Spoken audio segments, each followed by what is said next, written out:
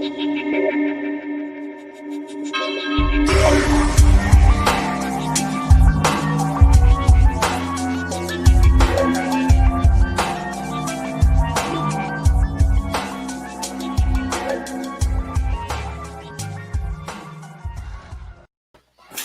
up, everybody? Welcome back to the Basement Monsters podcast. Halftime, Chiefs and Chargers. The Justin Herbert era has begun. Is upon us.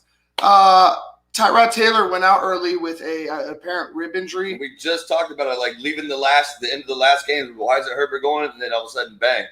Boom. There he is. There he is. He's working out. And he's working out. First drive, he leads him down the field and scores a touchdown. I mean, I like it. What was the stat that we read? First quarterback to rush for a TD and pass for a TD since 1954, I think it was. Since in his first start. First rookie start. And rush and pass in his first start. I mean, honestly, that's good enough for me. Couple records set. And it was crazy how we were talking about it before we realized what was going on. And we're like, wait, why? What's going on? Yeah. So apparently Tyrod Taylor got hurt early in the, in the warm-up or whatnot. But the Justin Herbert, he looks good. The kid looks good. And what are they doing? Beating it right there with the Kansas City Chiefs. How about the Chiefs? How are they looking? I mean, we have one catch from the Chiefs by a Kansas City wide receiver. Everything else has either been running back or tight end. One catch, and it was an ugly catch. I don't like it.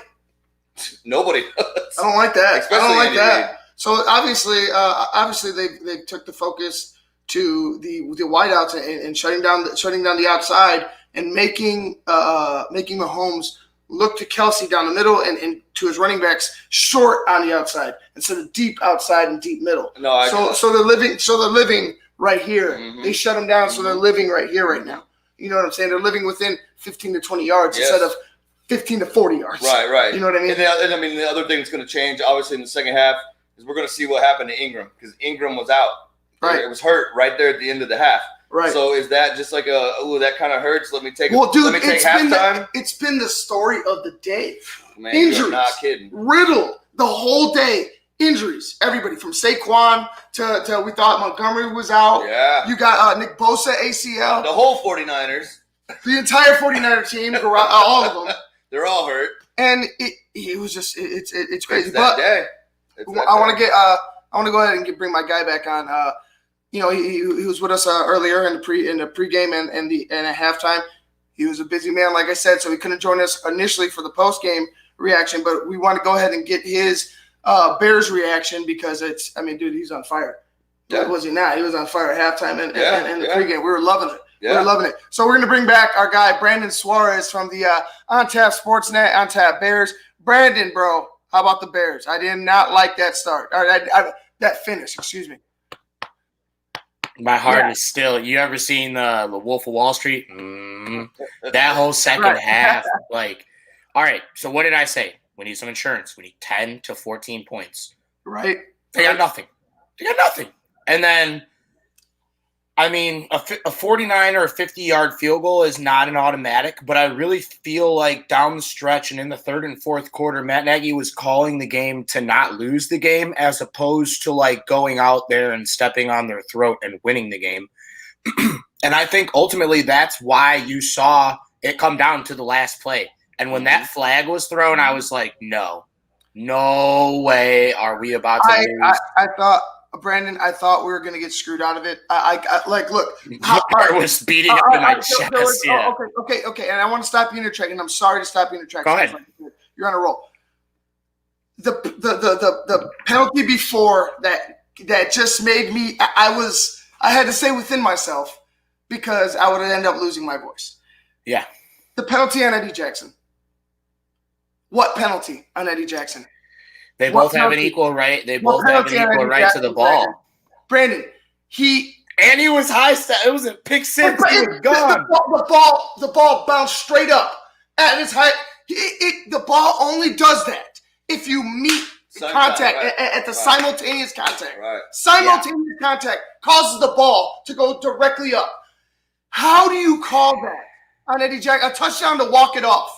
To why that's what I'm saying too. So that the field goal, plenty of other situations in the game. Like, even if you go back as far as the first half, like the Anthony Miller drop in the end zone, like so many different ways to go out and close this game out. And it's like just like we talked about, you got to find a way to finish football games. We got the lead. We're up 17 at the half, but we saw just as well as everyone else last week that like your halftime lead can evaporate real quick.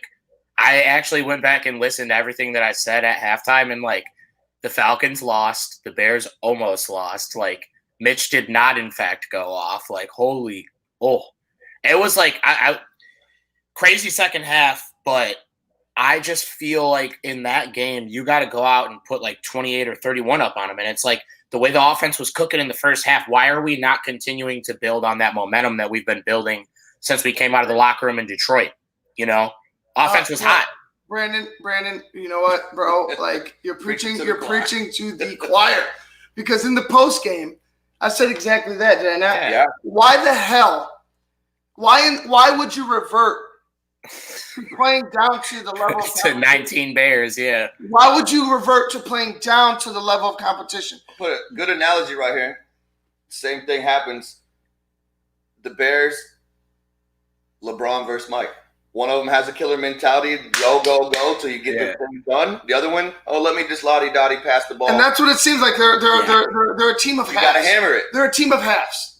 I think that's what that's you're trying really to say. what they're shooting I at. think that's what you're trying to say is that they're a team of halves. Exactly. They don't have they have this identity that they don't want to. For some reason, Matt Nagy doesn't want to embrace, and that's a go mentality. Yeah. Maserati Mitch. You don't call the guy Maserati Mitch if you run a slow-ass offense. Yeah, Mazda. You run a Mazda. You run a Mazda Mitch. Yeah, You're running a Mazda Mitch. You're Miata Mitch. Miata Mitch.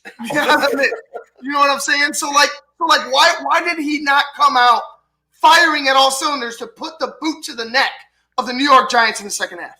So I want to say, and like, if you guys were on Twitter during the second half and after the game, a lot of people were like, this is the same Mitch we've already seen. So both interceptions are on Allen Robinson. I'm sorry. It's going to sound very like closed-minded, or Miller. Was it Miller, the other one? I'm sorry.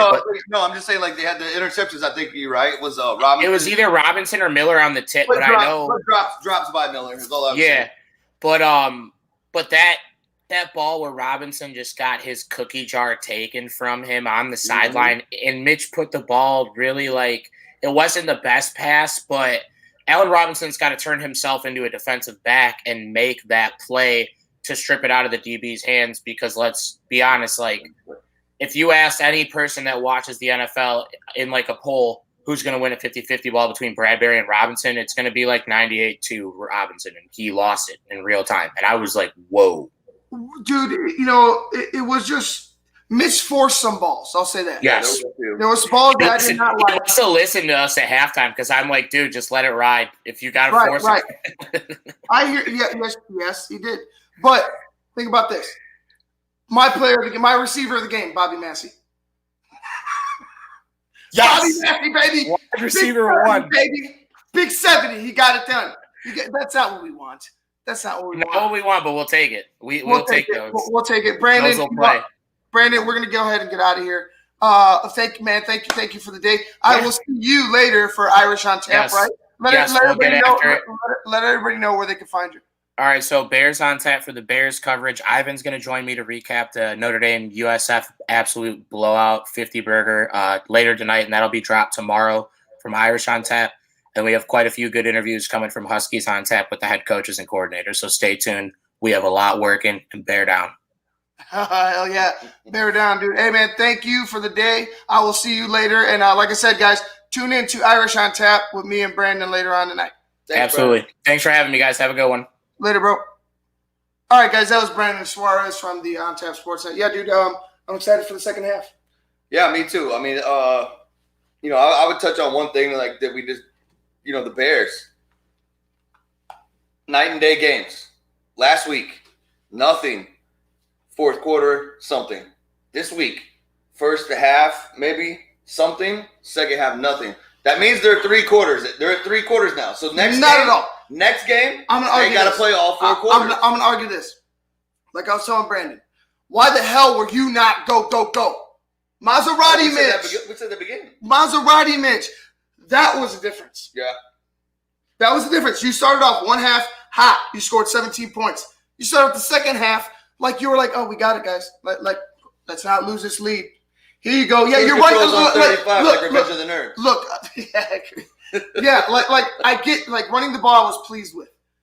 Yeah. But bro, go. Mm-hmm. Score. Mm-hmm. We need points. I need more touchdowns from this offense, and we're not getting it. Guys, we're gonna get to you guys in the post game of Chiefs and Chargers for Luke Nettles. I'm Ivan Vargas. We'll see you guys in a little bit. Peace.